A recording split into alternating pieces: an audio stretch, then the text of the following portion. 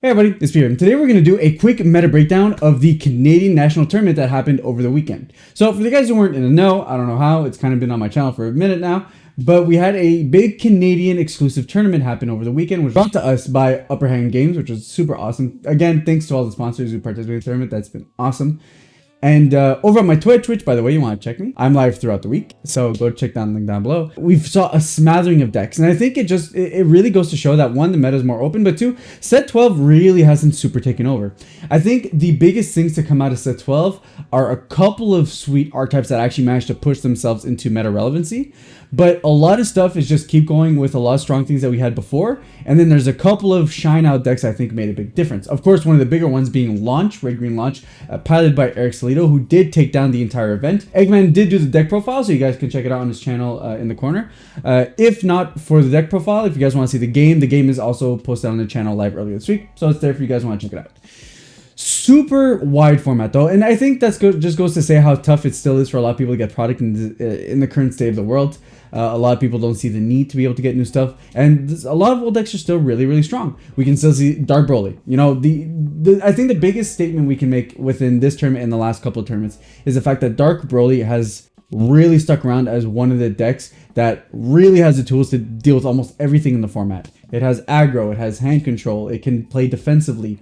So there's a lot of things that deck does that really makes it so that it can push itself to have, if not a favorable, at least, you know, a 50-50, 45-50 matchup against pretty much any deck. And that's the thing that we've been predicting for a long time now. If you guys have caught me anytime I ranted about the deck on stream, you guys would know that I think it was a deck that was always primed to be very strong. And it just took, you know, a month and a half of people really piloting it to understand, okay, what does the right build look like? What do the lines I want to make most often look like? And how can I hedge my matchups to really give myself the best shot? I think that's where we are with a lot of the set 12 meta stuff right now. A lot of decks are very different from what we're used to. If we're not talking between the Stally Frieza deck to Group Hug Slug and just a bunch of other strategies that are just weird, interesting, and can be taken many different ways. And I think it's just trying to figure out exactly what those decks want to do, especially when we talk with decks like Slug. Thur's huge popular favorite. I think it's insanely powerful. Between the leader, the tree, and the fruit by itself, if you don't even count the rest of the Thur's engine, I think is so powerful, and I think it just takes more time for the meta to really explore them. That said though, you know, there have been a lot of conversation about a triangle meta. So, and you can kind of see it. You know, we have Dark Broly, Mecha Frieza, and then a lot of people would put Red Broly swap as the third spot, which I kind of agree. It is a really impressive deck, and in large numbers can be really tough to beat it out in big tournaments. But I think it's a bit more open than that. I think Launch is starting to show itself more and more the more tournaments it goes to. That can be really insanely aggressive while still having great defensive options, which is awesome. And then on the other hand, I think it's very much a pilot skill format.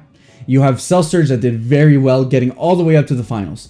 You have Soul Striker making a bit of a showing in the tournament as well. And then we have so much smattering of layers. Obviously, being an open tournament, there's more variety in what we see. We saw some Vegex, we saw some Baby, we saw some Sin Shenron. And Sin Shenron actually had another deck that I think does really well. And that's why I'm not totally agreeing with the notion that this is a triangle format. We saw 2 Sin Shenron lists top this weekend. We've also seen Sin Shenron top multiple of other weekends in the past, especially now that it has the cards to be able to go insanely aggressive while still having access to the 9-drop line, which is a great tool against things like Broly swap explicitly.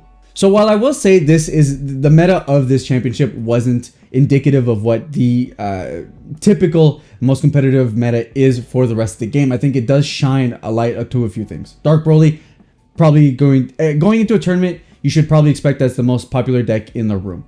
It does everything. It can be super aggressive. It can hand control. And it can play the long game as well as the quick game, which is absolutely insane. Even in the tournament, we saw some great comeback wins from Armando at like 2 life, 2 energy, and being able to push out his plays the way he needs to, which was absolutely phenomenal to see, but just goes to talk about the power level of the deck. Afterwards, Mecha Frieza. Obviously, a lot of hype around it. A very powerful leader, and leads into a very powerful strategy. You get a lot of advantage, and the rejuvenation, if you do run the unison, is very relevant in being able to extend your survivability into the later half of the game. So I think those two are for sure the most dominant and the most represented, especially at top tables in any tournament. Afterwards, though, I think it's a bit more open. I think as much as I still think Broly Swap is an insanely powerful deck, I don't really think it breaks into being the top 3 of the top 3. I think the power ceiling wise, it's insane. But it just feels like so many people are starting to get comfortable with how to beat Broly, how they're supposed to attack it. And they're ticking in options that hurt the deck that I actually think it's a bit more open than that. And we definitely see that here with the meta breakdown, where we see, 2 ofs everywhere and really only 2 Brolys. Now, does that have to do with population size? Of course, you always have to be indicative of what was the population size of every single deck in the tournament. But when we're talking about these top cuts, and we've seen it not only at the Canadian National, but also in PPG tournaments and such, we have noticed that Red Broly does well, but Red Broly isn't overrepresented. So either people aren't playing it that much, or it's doing okay. So with that said, I think it's a very powerful deck, and I think you'd be crazy not to put it as a tier 1 strategy for this current meta. But I do think it's important for us to keep in mind that there's a lot of viability across the board, especially since a lot of stuff is underexplored. I think green is still underexplored. We're seeing it take a bit of a backdraw, kind of in the same place as blue. I don't know how I feel about blue right now. I gotta say, meta-wise, I think it's a bit maybe still lacking. I think it really needs a strong archetype to carry. The Janemba stuff looks good. Hasn't seen a bunch of representation though, so we'll see if in the coming next couple of tournaments we see a bit more of that.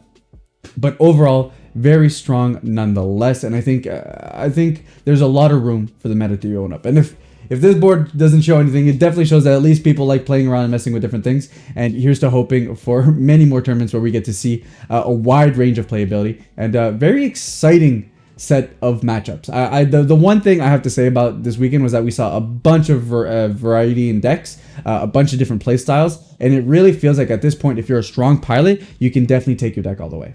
With that said, guys, that's just my quick catch up. Here's what the top 32 looks like. I do not have all the deck lists, but if you guys have any deck you guys want to see in specific profiled on the channel from this top 32, let me know in the comments down below, and I'll be sure to go and get them. If you want launch, however, go check out Eggman's video. He did do an interview with Eric Salido, the winner of the tournament, and they broke down the deck right there. Very powerful deck. I'm not gonna lie, I wasn't sure about maining launch going into set 12, but holy, Eric made it look good and really makes me want to play it.